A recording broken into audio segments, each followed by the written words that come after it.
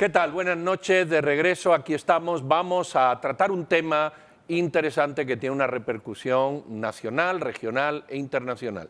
Así lo han recogido la mayoría de los medios internacionales. El presidente Nayib Bukele, justamente el día de celebración de la independencia, de los 101 años de la independencia de El Salvador, decide promulgar que se piensa reelegir o que va a ir a la reelección. Vamos a hablar con dos personas para tener dos puntos de vista de distinto ángulo.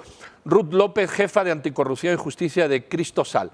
Ella es abogada, y Julio Héctor Estrada es economista y es ministro de Finanzas. La primera está radicada en El Salvador, el segundo en Guatemala. Don Juan Luis, usted empieza. Arrancamos pidiéndole primero a Ruth López que nos haga un breve panorama. Todos sabemos que la Constitución salvadoreña prohíbe la reelección inmediata de una persona que ha ejercido la presidencia durante el periodo previo a las elecciones. ¿Cómo hace esa Corte Suprema de Justicia salvadoreña, nombrada en su totalidad por la Asamblea en la que tiene mayoría el presidente Bukele, cómo hace para conseguir darle la vuelta a la Constitución y decir que es legítima una candidatura a la reelección por el presidente Bukele?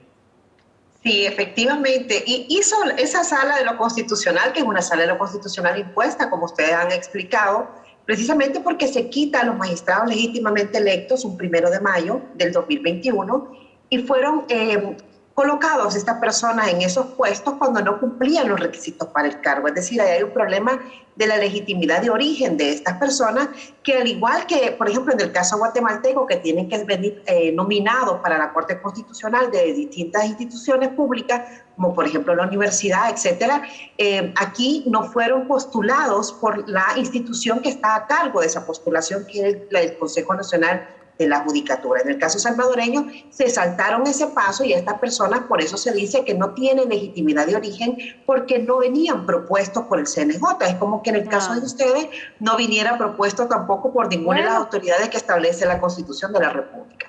Entonces, además de eso, hay otras dificultades en cuanto al proceso. Fíjense que en el caso salvadoreño esto no fue esta resolución o este pronunciamiento, porque ni siquiera es una resolución, fue emitido dentro de un proceso que no fue una inconstitucionalidad, sino en un proceso particular sobre pérdida de derechos. Nuestra Constitución establece que quien ande promoviendo la reelección de un presidente, pues entonces puede quedarse sin derechos políticos. El artículo, la Constitución así lo establece en el artículo 75, el ordinal cuarto.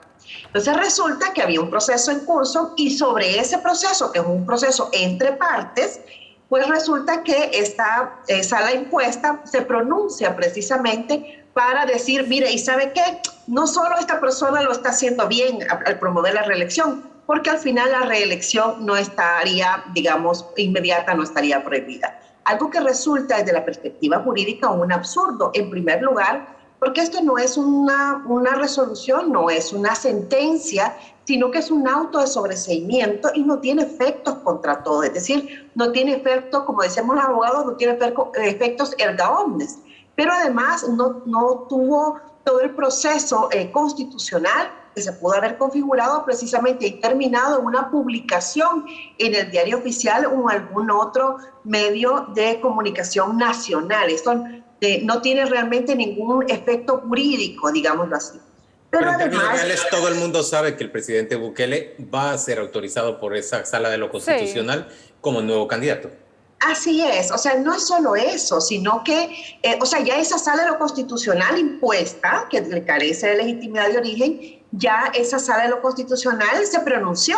O sea, aquí lo relevante es qué es lo que haría o qué es lo que tendría que hacer el Tribunal Supremo Electoral, que es la institución a cargo, además, la máxima autoridad en materia electoral, que no dudo que también vaya a inscribirlo. Pero eso no hace y no legitima de ninguna forma, ni tampoco convierte en constitucional y es igual que el apoyo popular, tampoco lo hace constitucional. Sí. Una cosa es el querer y otra cosa es el fundamento y el sustento jurídico en estos casos. Eso es, Ruth López, y aunque pareciera una crónica de una reelección ya anunciada, tenemos un video preparado donde mostramos dos momentos diferentes de Nayib Bukele. voy a pedirlos a producción para que nosotros podamos verlo y apreciar esa diferencia entre el pasado y el presente. Ese pasado es remoto, por supuesto, él no había asumido aún como presidente de El Salvador, y el presente cuando el 15 de septiembre, en el marco de las celebraciones de la independencia, Nayib Bukele anuncia su reelección. En El Salvador un presidente no se puede reelegir en el siguiente término. Así era aquí, te cuento. Sí, tengo entendido. Pero aquí era la Constitución y ya le meten un marquito, le dicen, y pum, pum. Bueno, en El Salvador no puede reelegirse. No puede reelegirse. En El Salvador no puede reelegirse. No puede. Pero sí puede volver a competir en la siguiente. Es decir, tiene que dejar una en medio. Correcto. Puede ir el presidente, luego tiene que ir otros candidatos, gana otro candidato, pero en la siguiente elección puede volver el mismo presidente si él quiere. Nunca ha pasado, pero ahora ya tenemos un candidato que fue presidente la vez anterior. Mauricio Funes no pudiera ir de candidato presidencial, de hecho no es candidato en esta elección porque sería reelegirse. ¿Pero por el partido o por la ley, la Constitución. Por la ley, por Mauricio. La Constitución no permite que la misma persona sea presidente 2 veces seguidas. Okay. Puede ser presidente 80 veces si quiere, pero no seguidas. Entonces, eso es para garantizar que no se mantenga en el poder y que él ocupe su poder para quedarse en el poder. Si él sale del poder y regrese, porque ya el pueblo lo quería traer de regreso. Con mi familia, anuncio al pueblo salvadoreño que he decidido correr como candidato a la presidencia. Ahí están los dos momentos y le damos ahora la bienvenida a Julio Héctor Estrada. Gracias por acompañarnos. Tus apreciaciones para arrancar. Bueno, primero que todo, muchas gracias. Yo no voy a enfocarme mucho en el análisis jurídico y si es una realidad o no, si Nayib Bukele va a participar otra vez. Tal vez me voy a enfocar un poco en señalar el momento en el que elige hacer ese anuncio, que es relativamente, en mi perspectiva, bastante pronto, bastante antes de las elecciones. Las elecciones son dentro de más de año y medio, o un poco menos de año y medio en el futuro. Y eso, de mi lectura, es que ha sido la estrategia de alguna forma de Nayib desde un principio. Él entra al gobierno salvadoreño con una crisis fiscal importante, un nivel de deuda muy alto, un déficit algo descontrolado que le deja el gobierno del frente. Y lo que hace el primer año de gobierno en 2019 es ampliarlo más. Crece significativamente los gastos de funcionamiento, sueldos, salarios, inversiones poco, pero los gastos los crece. En la pandemia es el gobierno con el plan de reactivación y reacción a la pandemia más grande de toda América Latina. Es un inmenso de gasto que hace impresionante, no para nada y genera déficit que superan el 10% del PIB. O sea, que tal vez lo hicieron países europeos de los más ricos y progresistas. Y en el 2021 gana la elección de las 2/3 partes del Congreso, que era realmente lo que era indispensable, lo cual le permite hacer más adelante lo que necesite. Pero no detiene la máquina ahí, no deja de gastar fuertemente. O sea, ha crecido más de 25% el gasto interanual, a pesar de tener una crisis muy grande, ya de liquidez, donde ha tenido que prestar significativamente a corto plazo. Está llegando a niveles, El Salvador, muy parecidos, inclusive superiores a los que tenía Grecia en la crisis del 2009. Y menciono Grecia porque es un país como El Salvador que no tenía moneda propia. Entonces, para poder financiar esa deuda, tiene que tomar inmensas cantidades de deuda de corto plazo, CETES y LETES, les llaman en El Salvador. Pero ya anuncia esta semana la calificadora de riesgo Fitch, que lo califica ya como en default selectivo, digamos, en un proceso inminente de impago. Tiene una deuda que sí se vence en enero de $800 millones, que no puede refinanciar con una recolocación porque es una deuda extranjera. Y la tasa a la cual se está colocando la deuda salvadoreña en el mercado secundario es del 30%. Entonces, obviamente, no se puede refinanciar al 30%, 25% de tasa de interés. Comparemos eso con Guatemala, que paga 4 o 5% de tasa de interés. O El Salvador, que hace 6 o 7 años pagaba 4 o 5% de tasa de interés. Entonces, él lo que enfrenta es o hace un arreglo con el Fondo Monetario, quitando todas las cosas interesantes que se le han ocurrido de Bitcoin y Bitbonos y no sé qué, y baja 4% del PIB el gasto público, lo cual es darle un frenazo tremendo a educación, salud, seguridad, endeudamiento, etcétera, y reducción de salarios, etcétera, que es muy, muy fuerte. Es que reducir el gasto público en un 20%, o empieza con un impago selectivo, digamos, ya no cubre esos pagos, hace cosas que son denominadas como impago de la deuda, lo cual activa cláusulas de default cruzado, cross default se llama, que eso quiere decir que si falla en un bono, falla en todos los bonos, y empieza un relajo que no es difícil de predecir qué implicaciones tiene. A mi juicio puede tener implicaciones en el sistema bancario, en temas de impago, en congelamiento de cuentas en el extranjero. Vamos a parar ahí, Julio Héctor, para ir siendo puntuales en los temas. Ruth, tenemos el ejemplo de Nicaragua, tenemos el ejemplo de Venezuela, entre otros. El pueblo quiere, dice aquellos que votan o que quieren que el señor Bukele se reelija. El pueblo lo quiere. Con ese concepto amplio pateamos el Estado de Derecho porque el pueblo lo quiere. Pero la realidad dice que ahí vamos, hacia ahí vamos. ¿Cómo, no sé, presentar ideas de que ni el pueblo ni el presidente pueden vulnerar derechos ni leyes? Así es, el tema es que hay un marco constitucional, las reglas del juego están ahí. O sea, si el presidente quisiera volver a participar y el pueblo lo apoya, pues podría participar a través de su partido político, esperar el tiempo correspondiente y volverse a presentar a las elecciones. Y si la gente quiere, pues que vuelva a votar por él, pero no de manera inmediata. Es decir, esto es una película y además este carácter mesiánico, pero además amado, caudillista, no es nuevo y tampoco es propio solo de El Salvador, es propio de nuestra América Latina, ya lo hemos visto en varias ocasiones. O sea, aquí tenemos dos casos muy cercanos. Uno fue Juan Orlando Hernández, que también con el tema de la seguridad fue apoyado y, bueno, también cuestionada su reelección, ¿no? A partir precisamente del uso y abuso de poderes que eso le permitió, además de la cooptación que tenía del poder, de varios poderes, sobre todo el tema constitucional, de la Fiscalía General de la República, etcétera, allá se llama Ministerio Público, que le permitía que no existiera un ejercicio del control político sobre sus actuaciones. Acá mismo en Guatemala, en este momento, dos candidatas, tanto Suri Ríos como Sandra Torres, hablan de seguir el ejemplo de Nayib Bukele, por supuesto no en la reelección hasta este momento, sino hablan de seguir su ejemplo en diferentes órdenes. Yo le quiero preguntar a Julio Héctor, ¿él cree vos crees, Julio Héctor, que él hace este anuncio en el momento en el que se encuentra tan complicado en términos económicos, a punto de caer en default? ¿Crees que lo hace para tratar de desviar la atención? ¿O qué es lo que gana realmente al anunciar su candidatura a la reelección en estos tiempos? Totalmente, Juan Luis. Yo creo que el timing no es casual. Viene el momento más complejo de la parte financiera, que es la única debilidad, el único poder que no controla Nayib Bukele hoy en día en El Salvador es que no tiene moneda propia. Tiene el Congreso, tiene las Cortes, tiene las Fiscalías, tiene todo, pero no tiene dinero propio, no tiene banca. Si no, yo hubiera salido del problema emitiendo colones y devaluando la moneda, y ahí saldría de su problema echándole la culpa a alguien más. Entonces el problema lo va a enfrentar, pero es mejor enfrentarlo bajo un debate político, de un debate electoral, un debate donde es la gente en contra de mí, donde él está midiendo el nivel de popularidad. Entonces, obviamente, yo sí creo que si yo lo fuera a hacer, ¿sí? Si yo fuera a recomendarle a alguien, le diría, enfréntalo ahorita, antes de que explote, y ponte en modo de campaña, porque la gente lo quiere, es innegable que la gente lo quiere mucho. Pero él está saliendo ahorita adelantando porque se le viene un momento económico complejo.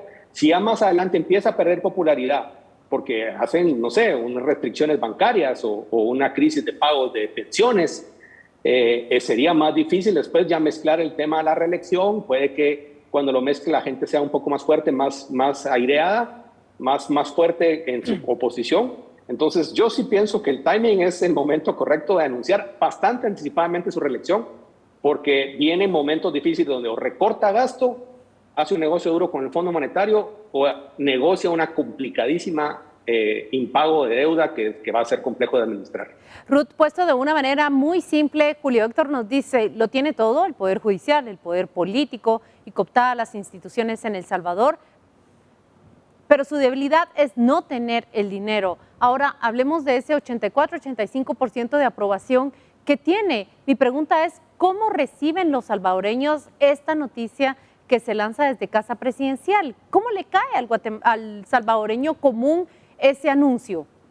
Bueno, el presidente de la República tiene un alto apoyo. Ahora, yo creo que hay que poner en contexto también que el presidente de la República ganó la elección en El Salvador en el 2019 con el 27% del total de los salvadoreños que votaron. Es decir, el resto o no votó por esa opción política o simplemente no asistió a las urnas. O sea, cuando se habla de la gran cantidad de personas que apoyan al presidente, también hay que ver cómo eso se concreta en votos. Y no significa que el presidente no goce de un amplio apoyo popular. No es eso lo que estoy tratando de decir. Lo que quiero decir es que tiene que ponerse en su justa medida y balancear precisamente qué es lo que va a pasar de aquí en adelante con un país donde la canasta básica aumenta, donde los niveles de pobreza aumentan, donde la migración está aumentando por el fenómeno mismo de la seguridad que no ha logrado controlarse, porque ese es otro tema.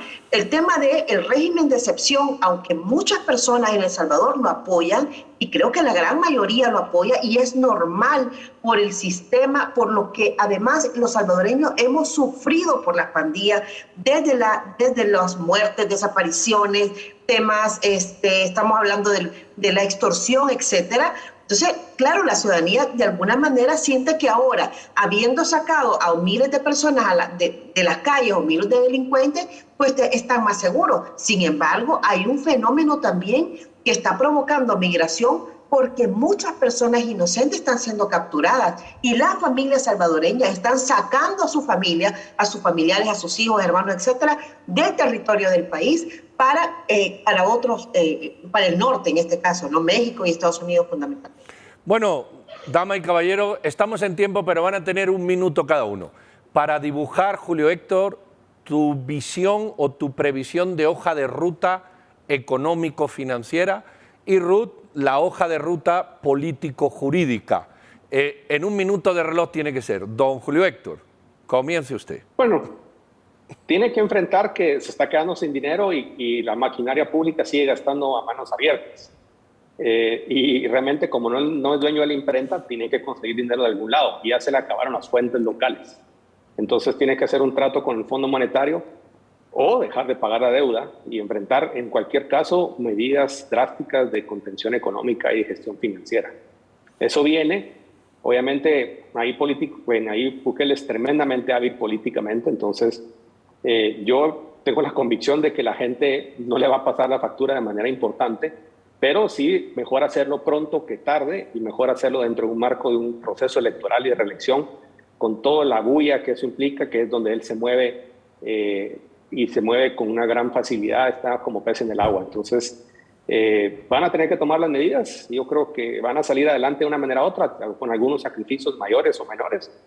Y Nayib Bukele va a utilizar la oposición y la dureza que tienen que enfrentar el pueblo salvadoreño por esas medidas de contención y de adaptación para alimentar una polarización y un debate político. Julio Héctor, pero en términos económicos, ¿vos ves futuro para El Salvador en el corto plazo?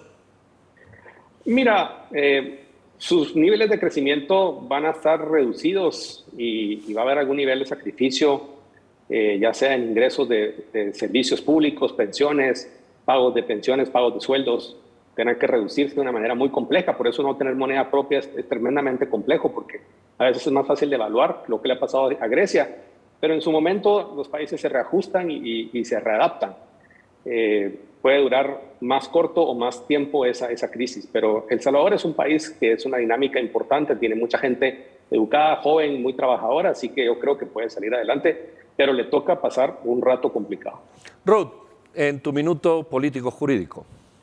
Desde la perspectiva jurídica, la reelección inmediata no es constitucional y es insalvable la situación. Es decir, eso debe quedar claro. Desde la perspectiva política, que es la arena justamente en la que se va a mover esto, vamos a un proceso electoral con una candidatura que no es legítima, que no es constitucional, y eso estaría afectando directamente el proceso electoral. Es decir, partimos de un fraude prácticamente electoral porque al ofrecérsele a la ciudadanía una candidatura que no cumple con los requisitos tiene un impacto directo en el proceso electoral.